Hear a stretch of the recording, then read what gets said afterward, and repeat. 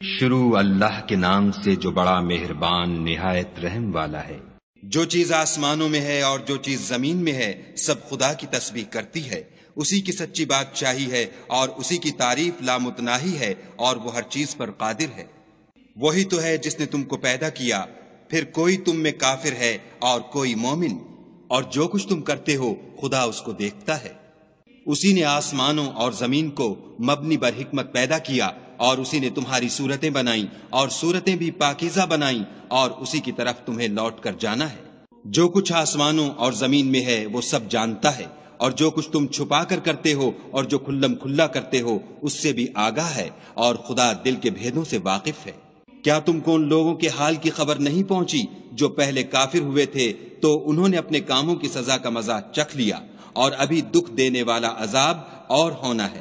یہ اس لیے کہ ان کے پاس پیغمبر کھلی نشانیاں لے کر آتے تو یہ کہتے کہ کیا آدمی ہمارے ہادی بنتے ہیں، تو انہوں نے ان کو نہ مانا اور منہ پھیر لیا، اور خدا نے بھی بے پرواہی کی، اور خدا بے پرواہ اور سزاوار حمد و ثنا ہے۔ جو لوگ کافر ہیں ان کا اعتقاد ہے کہ وہ دوبارہ ہرگز نہیں اٹھائے جائیں گے۔ کہہ دو کہ ہاں ہاں میرے پروردگار کی قسم تم ضرور اٹھائے جاؤ گے، پھر جو جو کام تم کرتے رہے ہو وہ تمہیں بتائے جائیں گے، اور یہ بات خدا کو آسان ہے۔ تو خدا پر اور اس کے رسول پر اور نور قرآن پر جو ہم نے نازل فرمایا ہے ایمان لاؤ، اور خدا تمہارے سب اعمال سے خبردار ہے۔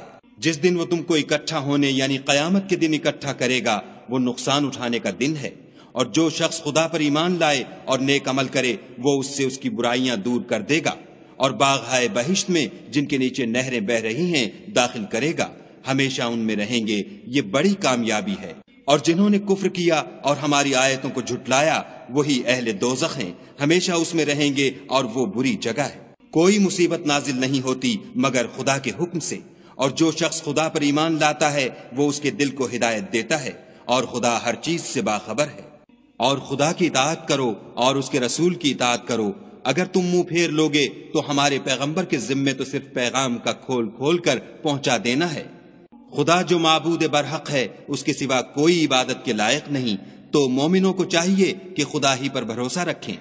مومنوں، تمہاری عورتوں اور اولاد میں سے بعض تمہارے دشمن بھی ہیں، سو ان سے بچتے رہو، اور اگر معاف کر دو اور درگزر کرو اور بخش دو تو خدا بھی بخشنے والا مہربان ہے۔ تمہارا مال اور تمہاری اولاد تو آزمائش ہے، اور خدا کے ہاں بڑا اجر ہے۔ سو جہاں تک ہو سکے خدا سے ڈرو، اور اس کے احکام کو سنو اور اس کے فرما بردار رہو، اور اس کی راہ میں خرچ کرو، یہ تمہارے حق میں بہتر ہے۔ اور جو شخص طبیعت کے بخل سے بچا لیا گیا تو ایسے ہی لوگ راہ پانے والے ہیں۔